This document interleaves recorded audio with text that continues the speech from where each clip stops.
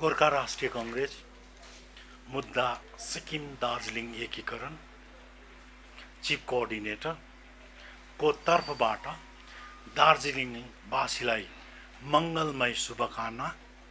यस वर्ष दार्जिलिङ अनि दार्जिलिङवासीहरूलाई बाँच्ने अनि बचाउने सही राजनीतिको नीतिहरू रहोस् भनेर शुभेच्छा गोर्खा राष्ट्रिय कांग्रेसको तर्फबाट राख्न चाहन्छु। र हामी त पहिल्यैदेखि एउटै कुरो जान्दछौँ भन्दै आएको हो। त्यो के हो भन्दाखेरि सिक्किम दार्जिलिङ एकीकरण भनिन्छ नि, सत्य नास्ति पारो धर्म। There is no religion above the truth. ट्रुथदेखि माथि, सत्यदेखि माथि कुनै पनि धर्म छैन। त्यस कारणले गर्दाखेरि हुङ्कार गरेर अनि यहाँ ठुलो कुरा गरेर सत्यलाई कसैले छोप्ने तागतै छैन। अनि हाम्रो मान्छेलाई पक्रेर शहीद बनाएर सत्यलाई असत्य बनाउने कसैको बाउको तागतै छैन। भनिन्छ इनफ इज इनफ। सत्य सत्य नै हो नि, सत्यलाई कसैले नकार्नु सक्दैन। सत्य के हो भनेर भन्दाखेरि सत्य दार्जिलिङ सिक्किमले गुमाएको भूभाग दार्जिलिङ हो। यस कारणले गर्दाखेरि डिजिएस जस्तो व्यवस्था, जिटिए जस्तो व्यवस्था दिएर बङ्गालले हामीलाई बङ्गालको दासत्वमा राखिरहेको छ नि। हामी जिटिए जस्तो व्यवस्था, डिजिएस जस्तो व्यवस्था, मोर पावरफुल, मोर अटोनोमी सिक्किमले नङ र मासुको रगतको नाताको कुरा गर्छ भने, दिन्छ भने दार्जिलिङ र दार्जिलिङवासीहरू खुसीसँग सिक्किमको आमाको कोखमा लडीबडी गर्न जहिले पनि तयार छ नि। यस कारणले गर्दा सिक्किमको मान्छेहरूले, नेताहरूले र जति पनि पदाधिकारी वर्ग छ उनीहरूले सिक्नुपर्छ, जान्नुपर्छ दार्जिलिङ हाम्रो अभिन्न अङ्ग हो। हामीले टुक्राएको छौँ। एउटा अङ्ग टुक्राउँदाखेरि त्यसको पाप आज हामीलाई लागेको छ। फेरि म सुन्दैछु सिक्किममा इन्डस्ट्रियल डेभलपमेन्ट भएन अरे, 600 एकड़ जमिन सिलगढीमा खोज्दैछ अरे हो। किनभने इन्डस्ट्री इस्टाब्लिस गर्नु छ अरे सिक्किममा। यो रिसेन्ट न्युज हो, तपाईहरुले हेर्नुहोस्। भर्खर चल्दै गरेको कुरा म भन्दैछु। र सिक्किम दार्जिलिङ एकीकरण गर्नुहोस् न। भोलिको दिनमा माग्नु होइन, माग्ने जस्तो भएर रोजी छानिकन कुनै पनि भागमा सिलगढीको, दार्जिलिङको अथवा जति पनि फुटहिल्स छ तराई अञ्चल, त्यसमा सिक्किमले धाक फुलाएर इन्डस्ट्री बसाउन सक्छ नि। र हामीले सिक्किम दार्जिलिङ एकीकरणको माग गरेको होइन, यो हाम्रो दाबी हो। बन्धक राख्ने पनि सिक्किम त्यो हो। तपाईँ हुनुहुन्छ भने उकास्नु पनि तपाईँले नै पर्यो नि त।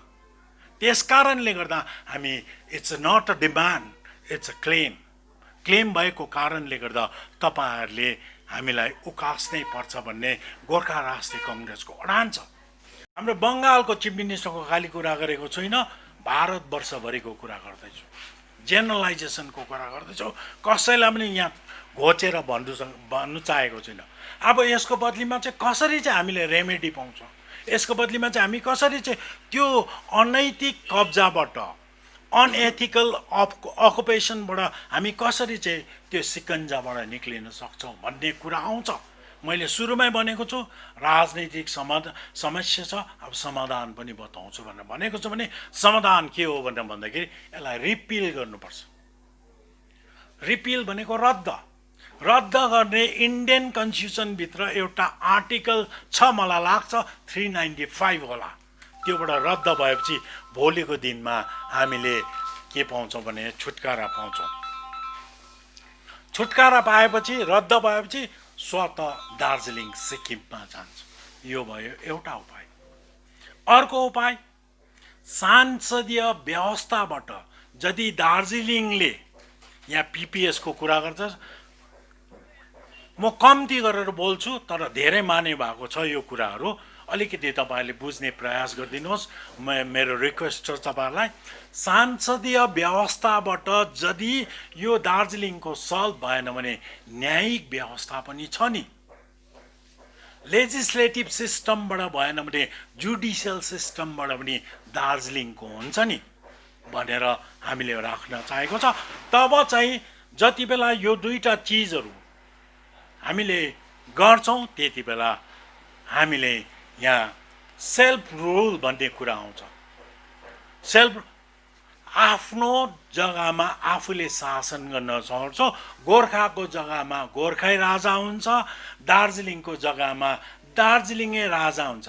राजा भन्दाखेरि यहाँ देशको कुरा गरेको होइन, राजा भन्दा मन्त्री र उच्च पदाधिकारी वर्गको कुरा गरेकै मैले।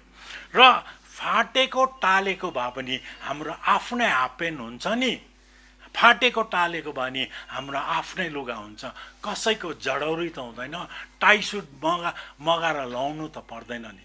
यो सेल्फ रुल स्वशासन हुन्छ, न कि सुशासन। पराई लुगाको गन्ध हुँदैन यसमा, सुशासनको जस्तो पराई लुगाको गन्ध हुँदैन। त्यस कारणले गर्दा यी चिजहरू अब हामीले लिनुपर्छ। मैले भन्दै थिएँ इन्डिजिनियस पिपलको कुरा गर्दै थिएँ। इन्डिजिनियस पिपल भनेको चाहिँ आदिवासी हो।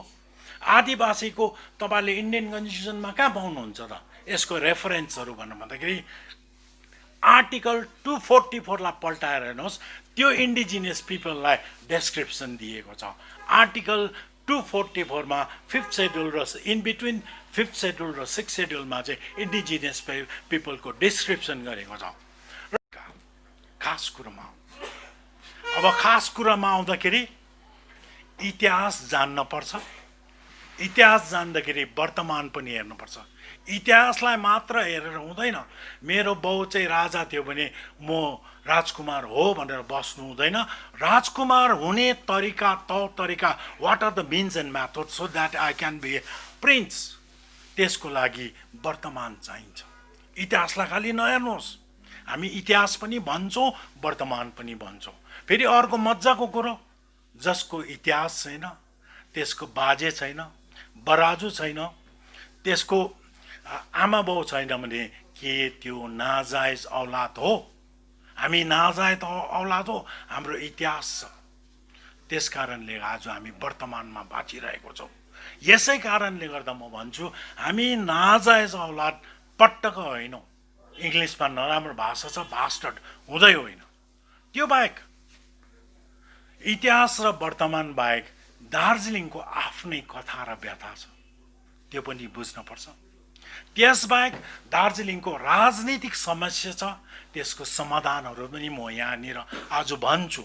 किनभने आज यस्तो दिन हो जुन दिनमा चाहिँ गोर्खा राष्ट्रिय कङ्ग्रेसले फाउन्डेसन डे अन्तिम दिन भनेर मनाउनु सक्छ होला। किनभने हामीले गरेको इस्युको चर्चा परिचर्चा मात्र नभएर यो इस्युलाई अब प्र्याक्टिकल्ली भारत सरकारले अथवा भारतका विभिन्न मेसिनिजहरूले दार्जिलिङ अनि सिक्किममा हाल्नुलाई मोटामोटी तयारी भइसकेको छ। र आजको दिनमा डिक्लेरेसन जस्तो प्रकारले अन्डर युएन ड्रिप भनेको र declaration on human rights of indigenous people भनेर 2007मा डिक्लेयर गरेको थियो नि, ठिक त्यही प्रकारले आजको दिनमा गोर्खा राष्ट्रिय कङ्ग्रेसले पनि हाम्रो इस्यु अब उसो मोटामोटी सल्भ भइसकेको छ, प्र्याक्टिकल आउनु मात्र बाँकी छ भनेर डिक्लेयर गर्न चाहन्छु, घोषणा गर्न चाहन्छु।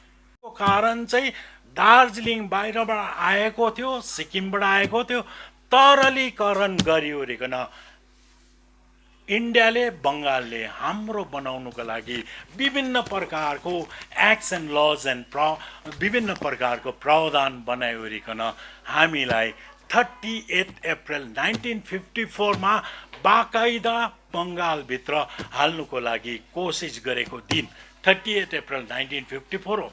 38 अप्रिल 1954 चाहिँ के हो भने it's a black day in the history of Darjeeling. दार्जिलिङको इतिहासमा कालो कानुन चाहिँ यही दिन हो। यो दिनलाई चाहिँ हामीले कालो दिन भनेर मान्न पर्छ। र यो कालो दिनले चाहिँ के गर्यो त भन्दाखेरि सदा सदाको लागि दार्जिलिङ अनि दार्जिलिङवासीलाई दासत्वमा राख्ने हाम्रो यो कथा र व्यथा भएको छ। र अब यसको लागि कसरी चाहिँ उनीहरूले 1954मा एब्जर्भ लज एरिया एक्टमा हाल्नु सक्यो त भन्दा बिसिडोईको पालाको कुरा गरौँ। त्यति बेला एसआरसी 1953मा एसआरसी लागू भएको थियो। हवर्ड हेनरी एस्क्विथको रिपोर्ट सेन्सस रिपोर्टमा बेस गरेको छ। हवर्ड हेनरी एस्क्विथको रिपोर्टमा यो सबले सुन्नुपर्छ, दार्जिलिङको जनतालाई मलाई लाग्छ एकै तालमा बुझ्दैन। हामी फेरि आउँछौँ, फेरि भन्छौँ, यो चिजहरू फेरि भन्छौँ। यो नानी केटाकेटीलाई पढाएको जस्तो हुँदैछ र हामीलाई फलो नगर्नुको कारण हामीलाई चाहिँ उहाँ बुझ्न नै गाह्रो छ, किनभने हामीलाई पनि बुझ्न साह्रो परेको हो। त्यस कारणले गर्दा हवर्ड हेनरी एस्क्विथको रिपोर्टमा चाहिँ नेपाली स्पिकिङ पिपल चाहिँ दार्जिलिङमा 19% थियो अरे कि, अन्त अन द रिभर्स पल्टाउँदाखेरि 81% चाहिँ बङ्गाली स्पिकिङ पिपल छ भनेर यहाँ गुल्चे गरी अरे बङ्गालले दार्जिलिङलाई एब्जर्भ लज एरिया एक्टमा 1953 को एसआरसी स्टेट रिअर्गनाइजेसन कमिसनमा on the basis of linguistic भाषाको बेसिसमा चाहिँ उनीहरूले अल्पभाषी दार्जिलिङवासी नेपाली स्पिकिङ पिपल भनेर चाहिँ बङ्गालमा हालेर अहिलेसम्म हामीलाई दासत्वमा राखिएको छ। र यो जुन चाहिँ एब्जर्भ लज एरिया एक्ट चाहिँ कहाँ छ त भनेर भन्दाखेरि यो चाहिँ एब्जर्भ लज एरिया एक्टको 5th सेड्युलमा छ दार्जिलिङ चाहिँ। अरू 4th सेड्युलसम्म चाहिँ अब अघि भनिहाल्नु भयो उत्तर प्रदेश, बिहार, उडिसाको डल्लै स्टेट भइसक्यो, तर दार्जिलिङ खाली रहेको छ। यस कारणले गर्दा एसआरसीमा जबरजस्ती दार्जिलिङलाई हालेपछि यो के थियो त for the better administrative purpose, सुशासन चलाउनुको लागि बनाइएको एब्जर्भ लज एरिया एक्ट थियो। राम्रोसित सुन्नुहोस् तपाईँहरू सबैले, एब्जर्भ लज एरिया एक्ट दार्जिलिङलाई शासन चलाउनुको लागि थियो, न कि Darjeeling it is an integral part of West Bengal. It was never a part of integral part of West Bengal. बङ्गालको यो अभिन्न भूभाग थिँदै थिएन, अहिले पनि छैन। त्यसै कारण म बोल्दैछु, प्रमाणसँग बोल्दैछु। त्यसै कारण बुद्धदेव भट्टाचार्यले 30 नोभेम्बर 2007 मा बाघाजतिन पार्कमा if 6th schedule is enacted in the winter session of the parliament, the territory of Darjeeling will become a part of West Bengal forever भनेको छ। सदा सदाको लागि 6th schedule दियो भने चाहिँ दार्जिलिङ चाहिँ बङ्गालको हुन्छ भने दार्जिलिङ बङ्गालको होइन भनेर chief minister, ex chief minister Buddhadeb भट्टाचार्यले प्रमाणित गरेको छ नि। त्यति बेलाको चिफ मिनिस्टरहरू त निकै लर्नेड थियो नि। बारेट ल गर्ने हाम्रो के अरे ज्योति बसु थियो, बुद्धदेव भट्टा अहिलेको जस्तो चिफ मिनिस्टरहरू होइन है भन्दा केही पनि जान्दिनँ नि, केही पनि जान्दिनँ भन्ने कुरो त म जान्दछु नि। फरक यति छ, हामीले यो चिजहरू खोजेर ल्याएर राख्दैछौँ। तपाईहरू आफ्नो आफ्नो तौर तरिकामा, आफ्नो आफ्नो पेसामा तपाईहरू ज्ञानी हुनुहुन्छ। हामीलाई यसमा चासो लाग्यो, हामीले यसमा खोजेर ल्यायो। यो जति पनि बोले म बोलेको त होइन नि, दस्तावेज र किताब र टेस्टामेन्ट्सहरू बोलेको हो नि त हो। यो त म बोलेको होइन नि। यो अकाट्य, यदि कसैले पनि इन्डियन कन्स्टिट्युसनलाई मान्दैन भने तपाईँ गएर इन्डियाको पार्लियामेन्ट्री सिस्टममा अथवा जुडिसियल सुप्रिम कोर्टमा गएर डिस्कस गर्नुहोस्। यो इन्डियन कन्स्टिट्युसनले भनेको कुराहरूको दार्जिलिङको समाधान पो भनेको त मैले। र मैले भन्दैछु म केही पनि जान्दिनँ, जे किताबले बोल्छ त्यही बोल्दैछु। म विद्वान र ज्ञानी भएको पटक्क होइन है। हामी यहाँ बठाइपन देखाउनु पनि आएको होइन। र हामीले जे भन्दछौँ राम्ररी सुन्नुहोस्, लहरा तान्दा पहरा गर्जिन्छ होला है, विचार गर्नुहोस् है। लहरा तान्दा पहरा गर्ज्यो भने लथालिङ नहोस्। हामीले धमस पनि दिएको होइन, कसैलाई पेच पनि पारेको होइन। यो दार्जिलिङको इतिहास, दार्जिलिङको दस्तावेज, दार्जिलिङको वर्तमान अनि जति पनि कानुन छ त्यसले भनिरहेको छ। र अब हामीले सोच्यौँ अब हामी ज्यादा बोल्दैनौँ, भनिन्छ, किनभने action speaks louder than words. शब्दहरूले भन्दा ज्यादा कामले बोल्छ अरे नि। अब हामी काम गर्ने कोसिस गर्छौँ। फेरि सोध्ला काम कस्तो काम भन्ला यहाँ भाइहरूले? काम दुई प्रकारको हुन्छ, एउटा देख्ने पनि हुन्छ, एउटा नदेख्ने हुन्छ। जति बेला काम गर्छौँ त्यही कामले नै तपाईँहरूले सोधेको प्रश्नको उत्तर त्यति नै बेला दिइहाल्छ।